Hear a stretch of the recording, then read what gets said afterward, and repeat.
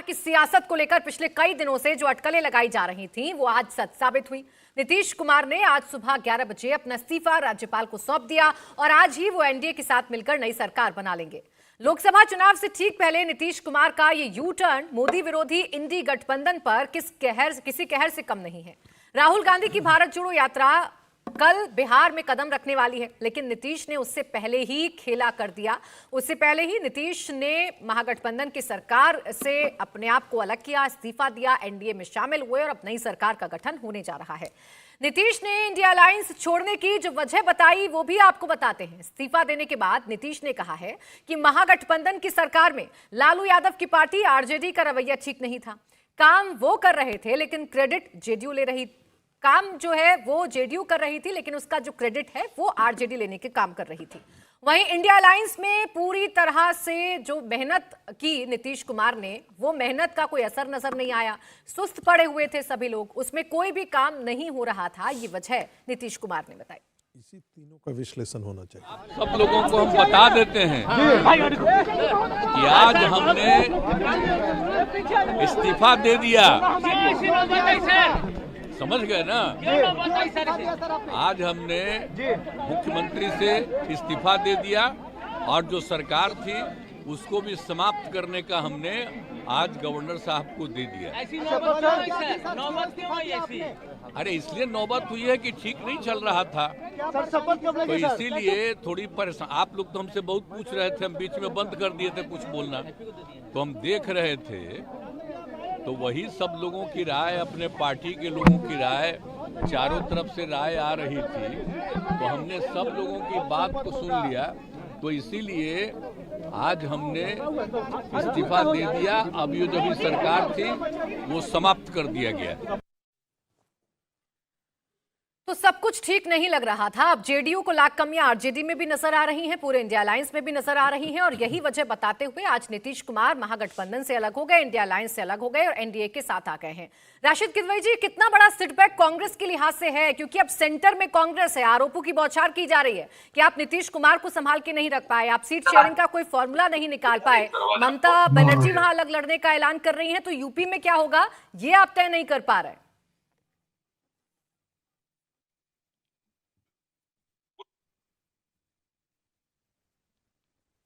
आवाज आ रही है आपको राशिद जी?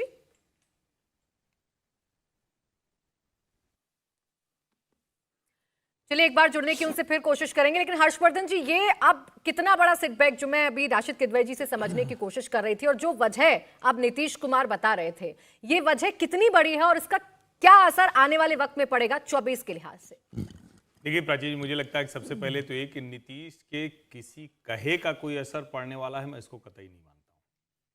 नीतीश कुमार जो कर रहे हैं वो उनको भी पता है कि आप मतलब जितने तरह की उपमा है वो सब अब समाप्त हो चुकी है। हालांकि अब रणदीप सुरजेवाला लिखें कि पलटी मार, तो ये भी बड़ा विचित्र है कि वो भी आपके पास भी तो पलटी मार के ही आए थे, तब तो आपने शर्मा थे उन्हें बिठा लिया था। तो मुझे लगता है कि ये वाला नहीं चलेगा। लेकिन जब वो ये कहते हैं कि यहां ठीक नहीं था इसलिए इधर चले आए, ये बार बार मैं कह रहा हूं कि नीतीश कुमार जनादेश का अपमान करते करते बिहार की नंबर 1 पार्टी से नंबर 3 पार्टी हो गए। संजीव जी ने जो कहा था ना कि मेरी बातों में कुछ विरोधाभास दिख रहा है। लोकसभा चुनाव में नरेंद्र मोदी के चेहरे पर जनता वोट करती है, उसमें नीतीश कुमार का एक जो 10% से 12, 14, 15% के आसपास का मतदाता समूह है, जो मैं आज की तारीख में नहीं दावे के साथ कह सकता कि कितना बचा हुआ है, उसमें से एक बड़ा हिस्सा है जो भारतीय जनता पार्टी अपने समीकरणों के लिहाज से उसको खींच चुकी है। सम्राट चौधरी अगर नीतीश कुमार के साथ लगे होंगे तो आप समझिए कि क्या कोशिश है, भारतीय जनता पार्टी कौन सी कोशिश कर रही। और भाजपा इस बार ये कोशिश कोई दबे छिपे नहीं कर रही, इस बार वो खुल के कोशिश कर रही। जब सुशील मोदी को उप मुख्यमंत्री से राज्यसभा सदस्य बना दिया था, उसी दिन तय हुआ था कि जो नीतीश कुमार के क्लचेस से भारतीय जनता पार्टी कैसे बाहर निकलने की कोशिश कर रही है। अब उसको एक कदम आगे बढ़ाया है, क्योंकि भाजपा के पास कोई विकल्प नहीं था, तो नीतीश के कहे का बहुत असर तो नहीं मुझे दिखता है। उनकी बातों को जनता बहुत गंभीरता से अब लेती भी नहीं है। एक ऐसी छवि वाला नेता जो परिवारवादी नहीं था, भ्रष्टाचारी नहीं था और सचमुच सुशासन बापू था, कमाल के नेता थे। मैं तो यह भी कहता हूं कि अगर 2015 में विपक्षी गठजोड़ ने उसी वक्त उनको विपक्ष का नेता बनाया होता तो शायद वो ज्यादा बेहतर चेहरे होते, हालांकि फिर वो पलटी मार गए थे 2017 में। तो मेरा ये मानना है कि नीतीश कुमार की जो साख थी, वो वैल्यू थी, वो खत्म हो चुकी है। ये जो आपको मुख्यमंत्री की कुर्सी पर नीतीश कुमार देख रहे हैं, ये उस बिहार की जो ऑटो रिक्शा टाइप वाली राजनीति होती है ना, तो त्रिकोणीय राजनीति का उसका एक प्रमाण है। भारतीय जनता पार्टी लोकसभा चुनाव तक इसका उपयोग करेगी, मैं इसको इसी तरह से देखता हूं। इसकी क्या बड़ी वजह संगीत जी है? बेशक नीतीश कुमार कहें कि इंडिया अलायंस में लोग काम नहीं कर रहे थे, बेशक वो कहें कि यहां कुछ ठीक नहीं चल रहा था, इशारा लालू यादव पर था, वजह क्या समझ में आ रही है? एक बार फिर से नीतीश कुमार अगर पलटी मार रहे हैं, वो भी चुनावों से ठीक पहले, तो अपना हित साधने के लिए ही कर रहे होंगे। देखिए, मैं हर्षवर्धन जी से मैं सहमत हूँ। देखिए, जब आप उनके सांसदों से बात कीजिएगा तो पिछली दफ़ा उन्होंने कहा था कि देखिए, हम लोग रातों रात नीतीश कुमार का पोस्टर हटा करके प्रधानमंत्री का पोस्टर लगाए थे। यानी कि जो पिछले दफ़ा लोकसभा चुनाव में जो भारतीय जनता पार्टी और एनडीए गठबंधन को जीत मिली थी, उसका सारा का सारा श्रेय प्रधानमंत्री नरेंद्र मोदी को जाता। लोगों ने प्रधानमंत्री को देख करके वोट किया था। और मैं इस बार भी बिहार में गया था तो लोगों ने कहा था कि लोगों को कहते सुना, और अधिकांश लोगों ने ये बात आकर के, मैंने आपके स्टूडियो में भी जिक्र किया था, एक बार डिस्कशन के दरमियान किया था कि यदि गठबंधन नहीं भी होता है तो भारतीय जनता पार्टी का गठबंधन चिराग पासवान के साथ और एचएएम के साथ जो होगा, उसमें कम से कम ये गठबंधन 31 सीटें जीत करके लाएगी। यानी कि आपको घाटे कितने का होता? मुश्किल से 7 या 8 सीटों का घाटा होता भारतीय जनता पार्टी को गठबंधन का। लेकिन इसमें नीतीश कुमार की सीटें जो होती, जो आज वर्तमान है, वो कम से कम आधी हो जाती। तो नीतीश कुमार इस बात को बहुत अच्छी तरीके से महसूस कर रहे थे कि पूरा ये देश राममय हो चुका है, और आने वाले दिनों में जिस प्रकार से काशी और मथुरा का मुद्दा सामने आया है, जिस प्रकार से पूरा देश जो है वो आज के दिन में राममय है, बेनिफिशियरी का मामला है, इंडिया गठबंधन जो है वो पूरी तरीके से एक बिखरी हुई जमात है। ऐसे में उनके लिए बिहार के अंदर अपनी सीटों को बचा ले जाना भी बहुत कठिन होता। मैं ये फिर दोहरा रहा हूँ, यदि भारतीय जनता पार्टी और नीतीश कुमार यदि आरजेडी के साथ भी जाते, तब भी भारतीय जनता पार्टी को 31-32 सीटों से कम अपने गठबंधन के साथ नहीं आती, जो भी विश्लेषण लोग कर रहे थे। तो ऐसी स्थिति में मुझे ऐसा लगता है कि नीतीश ने एक चालाकी भरा काम किया है।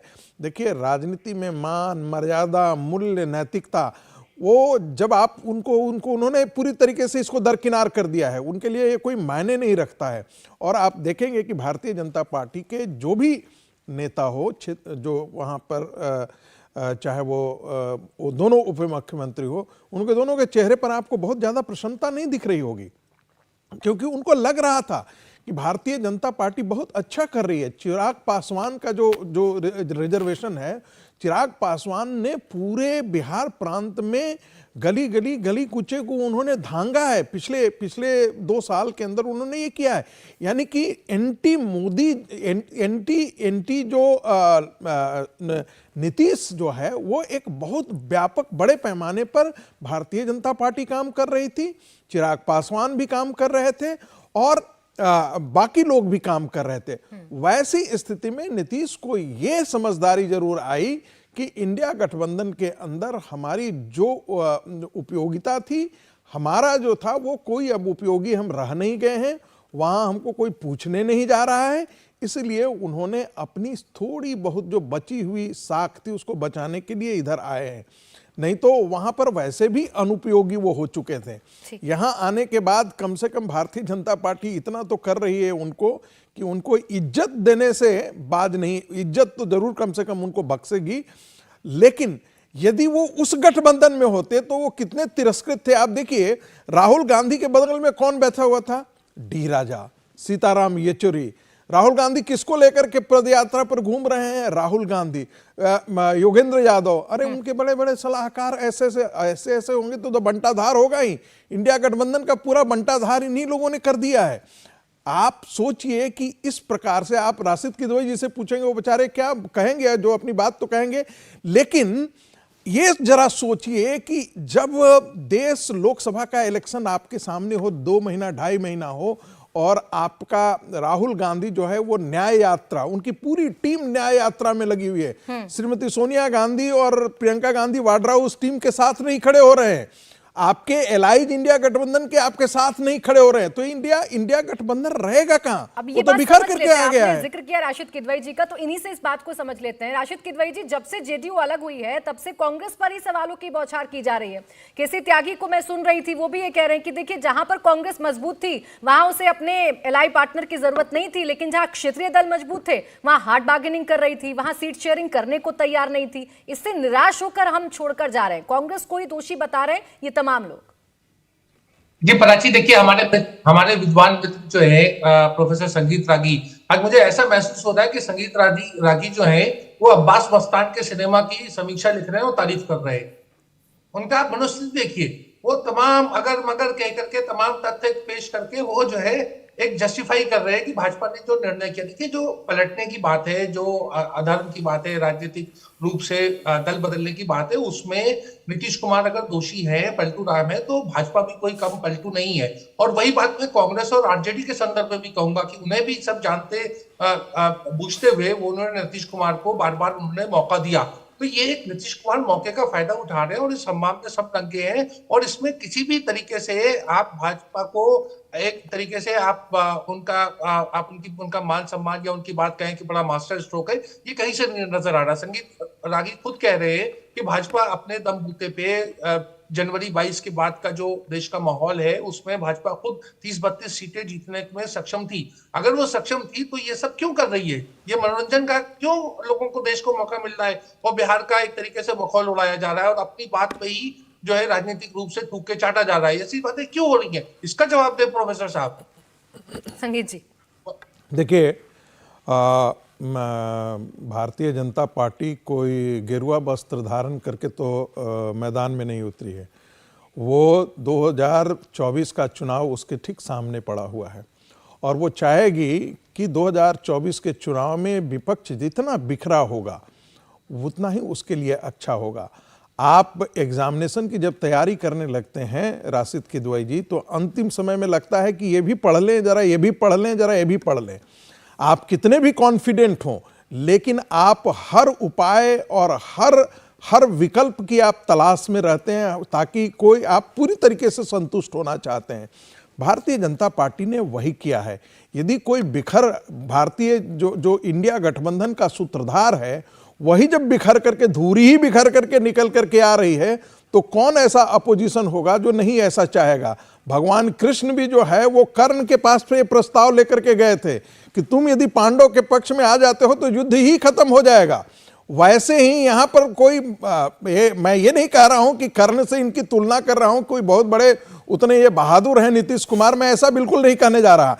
लेकिन जो नीतीश कुमार इस पूरे इंडिया गठबंधन की धुरी बनने की कोशिश कर रहे थे, वो यदि खिसक करके बाहर आ जाते हैं, और ध्यान रखिएगा बिहार के अंदर और महाराष्ट्र के अंदर दोनों जगह इस बात की संभावनाएं व्यक्त की जा रही थी कि शायद भारतीय जनता पार्टी को वहां पर धक्का लगे, जो 2019 का जो सफलता थी शायद उसे दोहरा नहीं पाए। और तो यदि उस संभावना में यदि कुछ भी किंतु परंतु हो तो भारतीय जनता पार्टी क्यों नहीं चाहेगी कि भाई जो विपक्षी खेमा है उसमें दरार हो, उसमें टूट हो, वो बिखर करके जाए। और भारतीय जनता पार्टी उस प्रैग्मेटिक पॉलिटिक्स को अपनाई है। इसमें भारतीय जनता पार्टी पर तो दोष कहीं नहीं जाता है। संगीत रागी जी, वो ये कि वो तो विन विन सिचुएशन में थी। अब नीतीश कुमार आए हैं, मौका लगा है भारतीय जनता पार्टी को कि आपको 2024 में अच्छा परफॉर्मेंस करना है। अगर आपको 40 की 40 सीटें जीतनी है तो नीतीश कुमार से अच्छा सहयोगी उनके लिए कोई नहीं हो सकता है। इस पर लगातार चर्चा जारी है। मैं लौटूंगी हर्षवर्धन जी आपके पास।